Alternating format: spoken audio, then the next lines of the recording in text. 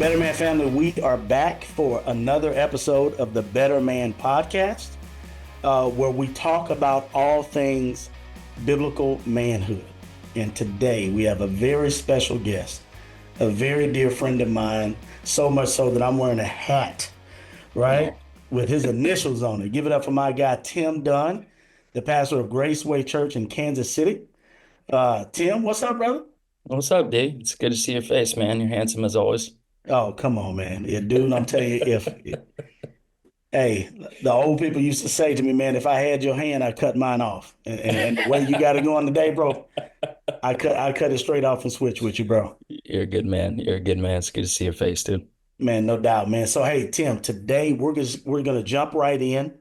We're gonna talk to the men of Better Man, the guys who are listening. We're gonna talk about what spiritual fatherhood looks like inside of the church. Talk a little bit about your story, and then what passing that blessing on looks like. Yeah, sounds good. Let's do it. Let's go, man. So, Yeah. kind of lay the foundation of your story real quick for the guys out there listening. Yeah. So I grew up in a bivocational pastor's home. My dad was a good man with a lot of undealt with trauma that over time really did a lot of had a destructive force in our family. And so my folks split up when I was 13, very, very, very messy. My faith kind of went with my dad at that point. Wasn't interested. My mom took me to a large Baptist church across town, and it was there that not only did God as Father find and save me, but He really gave me brothers and fathers at that church as well, and gave me calling and gave me purpose. But for this topic, my relationship with my dad really fell apart when I was 19. Him and my mom had continued to, kind of go at it, and I was heading off to what God wanted me to do. And so the short version is I ended up going to court with my mom, standing with my mom. My dad was not impressed with my decision making, and we had a really intense conversation in which my dad effectively cursed me. Said, "You're nothing but a dumb kid. And when you grow up, you're going to do exactly what I did. And, don't come crying to me then," basically. And, Proverbs talks about life and death are in the power of the tongue. And he spoke death over me at that time. And we have never really recovered from that. I don't have a relationship with my dad. Mm. Um, and, and as painful as that has been, one of the things that I love about the church, beyond, doctrine and services and all those things, is just that God has given me brothers and fathers inside of the church.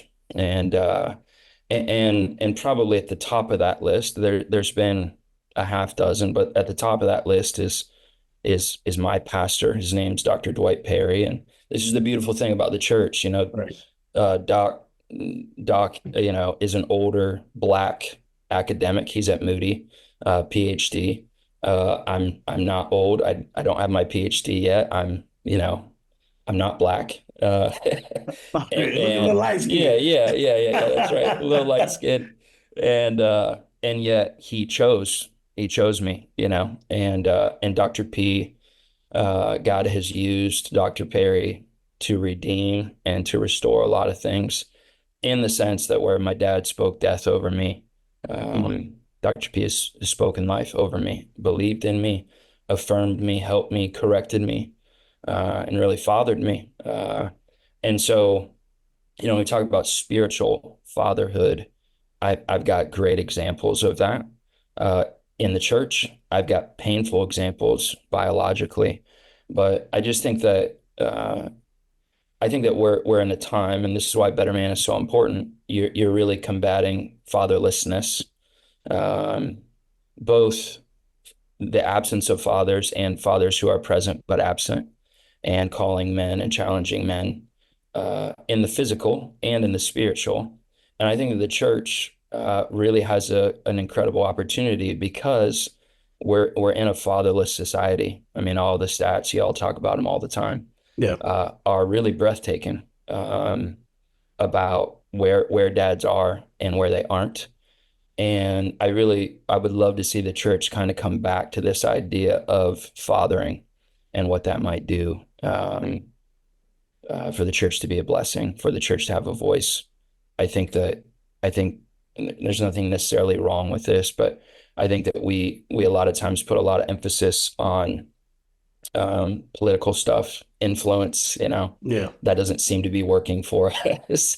Right. Um, when the Bible talks a lot about fathering and the spiritual and people being able to find fathers. So yeah, my story is full of God bringing men into my life who were not biologically connected to me, but spiritually chose to bless me and and teach me and correct me and be what I didn't have. So Right. yeah, yeah. So Tim, in that case, when you met Dr. Perry, right, did you know what he would later give you? Did you know that's what you needed? No, no, I didn't. So I was pastoring in Madison, Wisconsin, and Dr. P was an exec for the denom that I, came into when God called me to that church. And as I had spent time in that church, God really began to continue to morph the clarity that I had around my calling. And it became really clear to me that I wanted to be a part of a multicultural, multi-ethnic, multi-generational church. And for those of you who are not familiar with Graceway, Graceway is 81 years old. It's the most diverse church I've ever been to. We don't have a majority. We're old, we're young, we're black, white, brown, we're everything. And the church that I was at in Madison, just by nature of where it was significantly Anglo. And I was listening to guys like Tim Keller, who were talking about what the church could be and really craving that, right? But again, the aforementioned, I'm white. I come from a white family. I come from the white church and the expression of that. And so I have this gap between, God, I think you're calling me to be a part of this thing that I don't understand. And so Dr. Perry, coming from the Black church, and being in proximity to me, kind of our journey started with I ended up being on his board. And after one of our meetings, I went up to him and I kind of explained what I thought God was doing in my life and in my heart and the gap. And I said, you know, can we make a deal that I will buy lunch if you will let me ask you racist questions? Like questions that's I don't intend them that way, but I just don't know. I don't know. Yeah. Yeah, I don't know why y'all do it that way, but if I'm ever going to be a part of that kind of community, I need to know. And so he was very gracious and said, "We'll negotiate whether or not you get to pay, but I would love to do that." And so we started to do that, and I asked everything I could think of, like why y'all dress up, why's church all day, why y'all eat every time like Right. what's call and response, why is your worship this, why are you conservative in some ways and liberal in other, help me with the history of all this because I need to understand.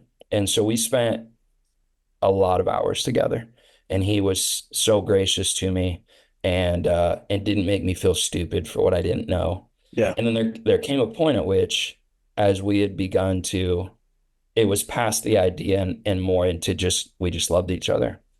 And so he showed up one day and said, "I want to talk to you about you coming under my covering."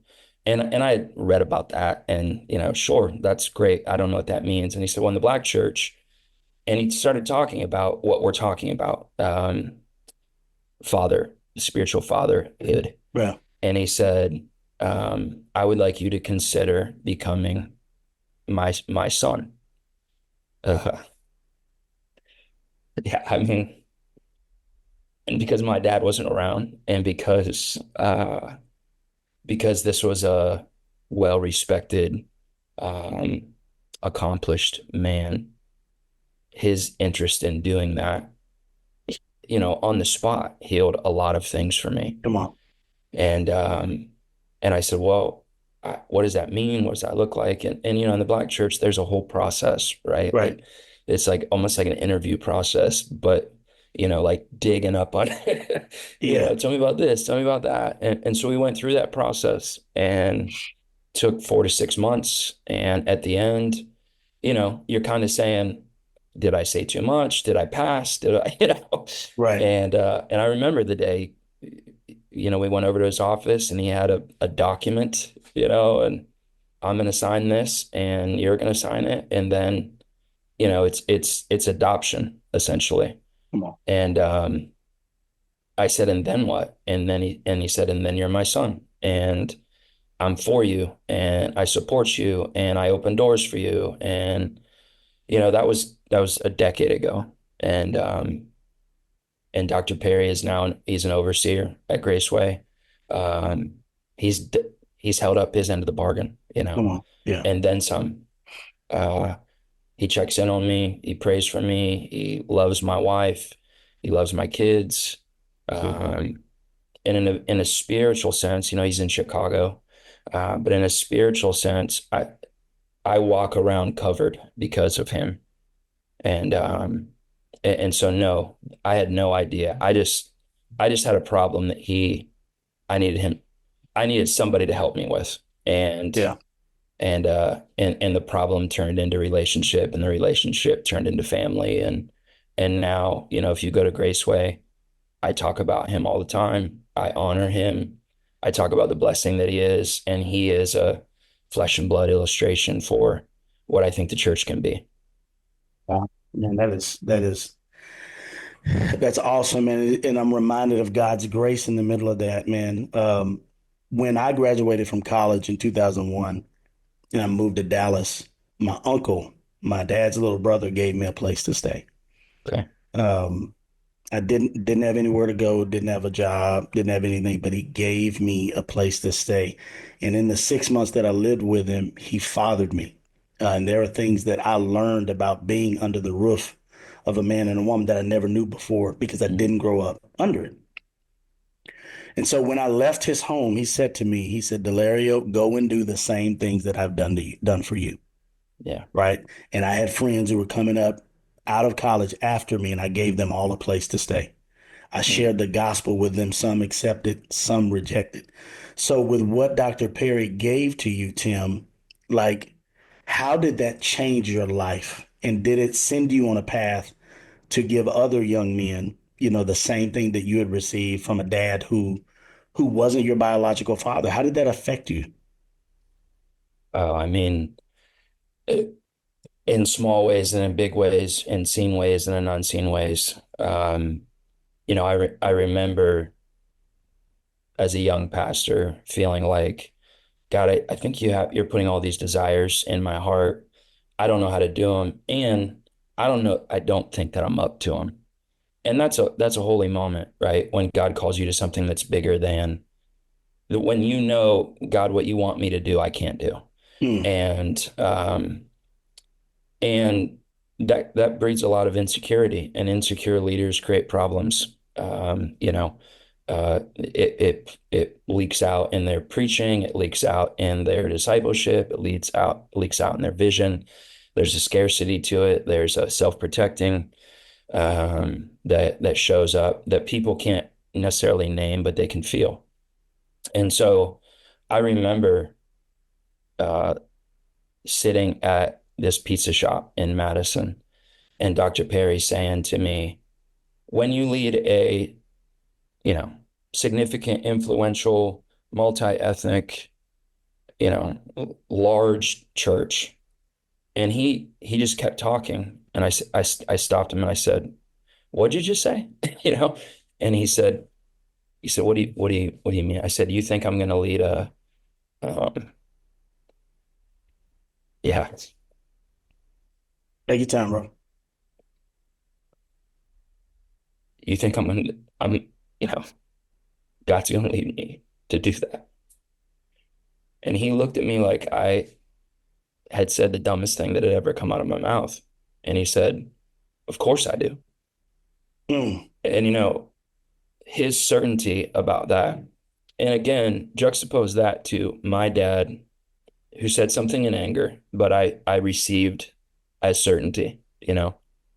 when you grow up, you're going to do this. And when your biological dad tells you that, you believe him, you know? And so there was a lot of fear for me whenever I got married. There was a lot of fear for me when I became a dad, and I've made an incredible amount of mistakes, obviously.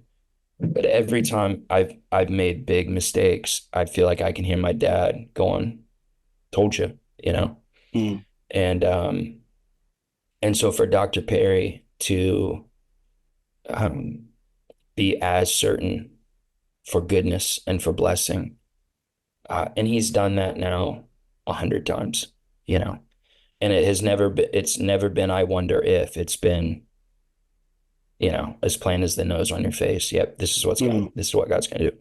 And so um and so for me to be at Graceway in a very real sense, I don't think that I could be without him. I don't think that I could be enjoying what God is doing without him, because I would always have that built-in voice in my head of, you're going to mess this up. You're not up to it. And so for an accomplished, godly, educated man who has built and done and led and taught, to say that objectively, this is what's happening. And I've gone back to him many times and said, you still, You sure yeah, about that? yeah. Yeah. And even when the process that brought me to Kansas City and brought me to Graceway, I mean, who do you think I called right around that? I mean, the two voices that God used in that process were my wife and Dr. Perry. Um, and so, yeah, there is no Tim Dunn at Graceway in Kansas City without that.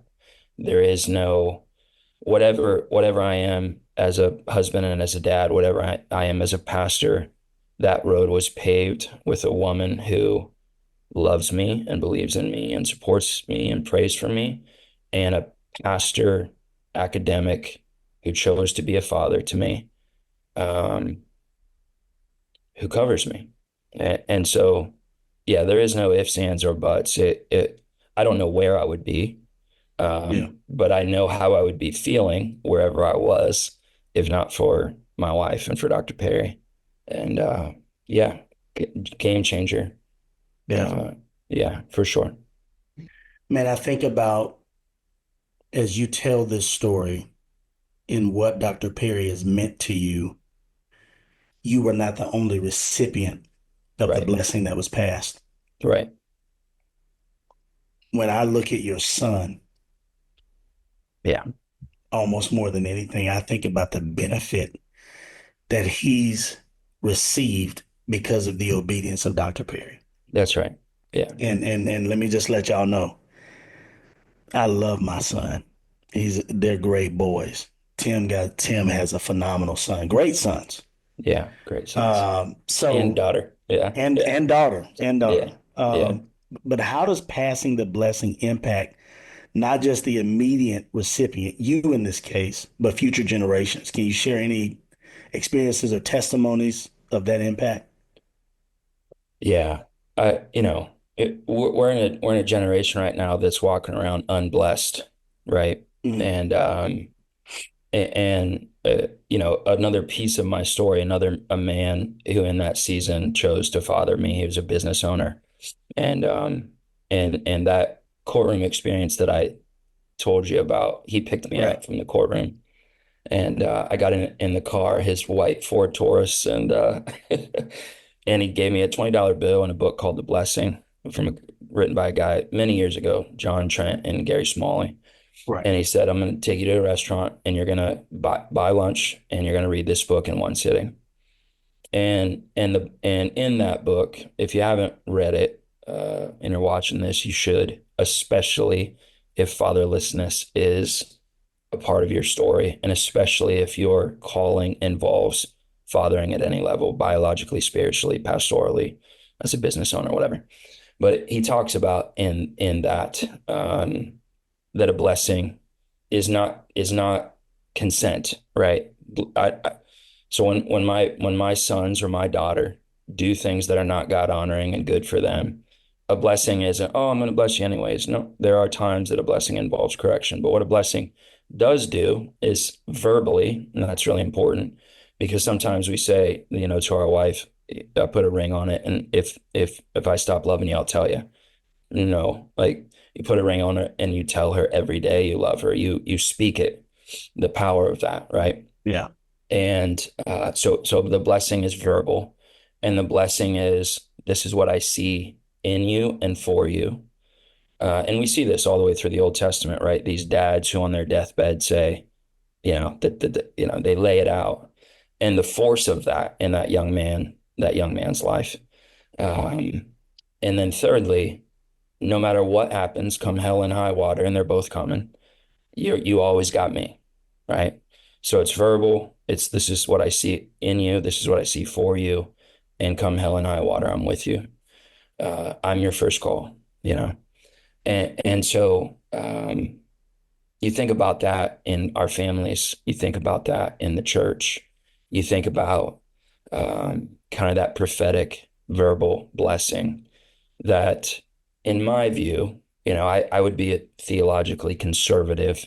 And in my view, um, we have kind of made that so theological that it loses its emotional and spiritual punch, right? I'm gonna teach you the Bible and then you're good. No, I'm not. I need you to speak this over me. I need you to seek God for me. I need you to speak this. I need you to have my back. I need you to be with me. And you think about the multi-generational, you think about that biblically, right? The family of God, the covenant family of God, and how that got started. It got started with a dad blessing his sons. Right. Uh, it got started with Moses to Joshua, right? Elijah to Elisha. You see it all the way through Scripture, all the way into the New Testament, where Paul's talking to the Corinthians, and he says, "Y'all got a lot of teachers, and we're in the Come on. information age, right? Like you can find the world-class teaching on your phone." He says, "But you don't have many fathers." Um, and what's interesting is he goes on and he says, "So I'm going to send you Timothy, my son." And what's interesting about that is um, Paul, of course, Paul preached to Timothy, but more than preaching, he had fathered Timothy. And because he fathered Timothy, he could send Timothy because Timothy had that covering. Timothy knew what it was. Timothy knew how to say it. Timothy knew how to do it. Not because he sat in a sermon, because he sat in Paul's living room, right? So to speak.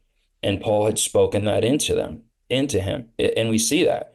He says, the gifts that were given, that were spoken into you. And so you think about that for our homes, you think about that for the church. What would it look like if dads and pastors, if moms and leaders Yeah. took that biblical illustration, and I think command, you got to say it. You got to seek God for it, then you got to say it. Then you have to see it through, and you have to walk. We call that discipleship. But Right. discipleship has become curriculum, not family. Right. And so I'm afraid for the church because we're so political, and we're so theological, and in some ways that's great, but we use our theology to divide, and we're not good at family. We're not good at prophetic blessing. We say Yeah. things like, don't get a big head about this, but it's like, no, like, I want you to have the security of this blessing. Right. Right. I want you to feel strengthened by this. And I think that pastors in this case and dads really need to grapple with what is that? I am responsible whether I got it or not. And a Mm. lot of us didn't. Right. I got to figure out how to be this so that I can do this. And whatever my family tree is biologically, whatever our family tree is in the church, this is the way that redemption can occur. Yeah. Yes, teach the Bible. Yes, be faithful and orthodox and run good programs. But the Bible talks about the church like a family, and that means more than just, hey bro, how are you? Hey sis, how are Right. you? That's that's I cover you and I'm with you and you're safe. Um, and I'm gonna you can count on me. So Wow. Oh boy, that's a lot to unpack, man. And that's Yeah. and that's extremely good, man. I remember a gentleman, dude. There were I can count back probably more than five men that God brought into my life, Yeah. um, and they gave me exactly what I needed for the time that I was in. When I was in college, there was a older white guy. He was, matter of fact, his wife was my third grade teacher, Okay. and he needed somebody who could do some work around his house because they were getting old. Um, he would bring me over. I would work in the yard. I'm talking driving a tractor. That's how I learned how to drive a Come on. stick. I learned on a Yeah. tractor. So I would cut his yard. I would wash the dog. I would wash the cars. And we would just clean up wood around the house. And one day he said, "Hey, I'm going to a football game. Think you want to go?" I was like, "Man, I'm pretty dirty. This is not going to bode well for a football game." But he said, "Okay, I'll give you a ride home. Take a bath, go to the game with me." We get to the game, Louisiana Tech University football game. Uh, and I'm mesmerized because I've never been to a college football game before. Okay. And he looks at me and he said, "You have what it takes to go to college. You have what it takes to be a success." Now, had I heard those things from my mom? Yeah. Had I ever really heard those things from a man who looked at me and I felt like he looked through my soul and he saw something in me that I was not aware that existed. Yeah. And when I got there, I'm just like, wait a minute, what is this? 13 miles down the road from where I grew up. And I never experienced it. And it changed my life Yeah. because someone was obedient and they spoke into my life. And I don't think that, if I'm honest, men in the church, men in neighborhoods, they don't do that anymore. Right. People are afraid of what they can say to, another person's kid, or they just don't know what to say. Yeah. But because of Mr. Crawford's, I'm giving you a shout out.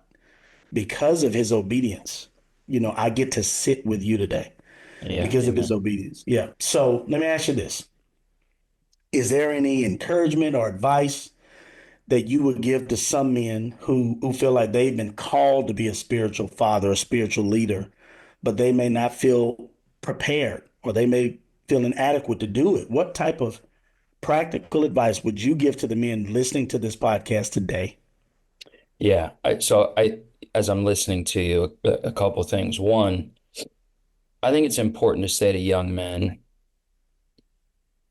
you need a father, and you got to be open to the package that God brings that to you. Mm. I think that, you saying, I know you. You live in the city. You're a city guy, and you're talking about a country white guy speaking that in. And if you had stipulations on who God could bless you Oh my with, God. That's real. you would have missed it. Yeah. And same for me. Same for If you. I had, Yeah. yeah, yeah. And I think that a lot of times we tell God what we need and then we tell God how we need it. And that's not how God I don't works. work like that.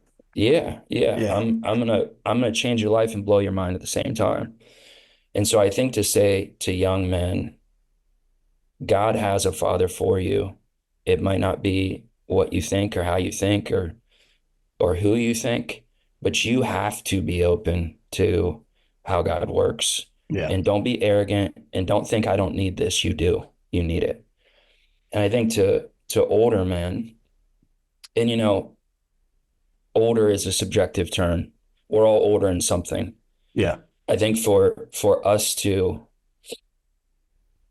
I think that the church complains about where society is, as though God hasn't said the church is the solution for what ails us. And so, sons, you need fathers, and fathers, there are sons who need you. Mm. And God doesn't expect you to give what you don't have. So it's like I don't know what I have to give somebody. You, your humility, your honesty, your transparency, your willingness, to just choose somebody. And yes, risk rejection at that level.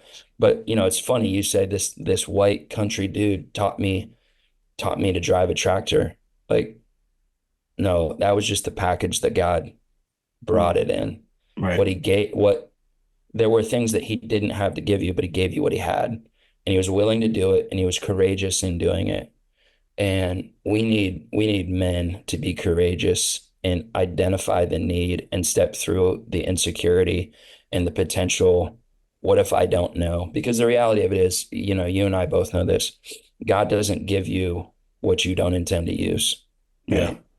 So how many times have we said, man, I didn't know how to do it, but then God gave me the grace to do it once I was in it. Okay, then Right. be in it.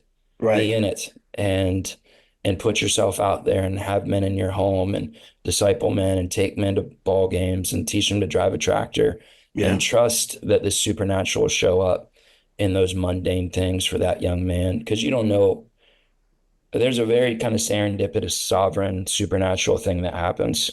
He just thought he was trying to teaching you to mow a lawn and drive a tractor. And in so doing, he became a fatherly voice to you. Come on. I think that God does that, right? God takes mundane things. God speaks out of a bush. God, Right. and uses fig trees and pieces of bread, and it's like, what can this do? Well, watch. Oh my goodness. That's real. Um, and so, man, the need is so overwhelmingly significant. Um, if you got two thumbs, we need them both. You know, well, I don't like my thumbs. Well, we still need them. Yeah. And we need who you are. God will use who you are, but you got to make yourself available. Yeah. Man, that's so real. And I also think I'll end on this note that I think for older men who may assume that they don't have anything to offer, bro, you're probably 10 times further along than any young man. Yeah, that's I right. had no clue what I didn't know, That's right? right. Just through life and experience, Yeah, right? You're further along than any of these young men are. So, Tim, thank you so much, man, for being a yeah, part of man. the program today. You already know, dude, it's all love. It's all Um, the yeah. Hey, man, if people are interested in knowing about Graceway, can you give us a little bit of information? yeah. Visit graceway.org. I'm on, all the things, Tim Dunn or TM Dunn. And yeah, would love to connect with you. Dunn at visitgraceway.org. Any way that I can be helpful or get to know or walk with, I would love to do it. And D, man, I know your story. Um, you're just a stud, man. God's been faithful to you, but you've been faithful to God, and so just grateful for you and grateful for your friendship and your family and your boys and your girl, and you're a good man, and Yeah. grateful to be able to know you. Like, come on, man. Thank you so much, man. All right, There, man. man, fam. We'll catch you on the next one.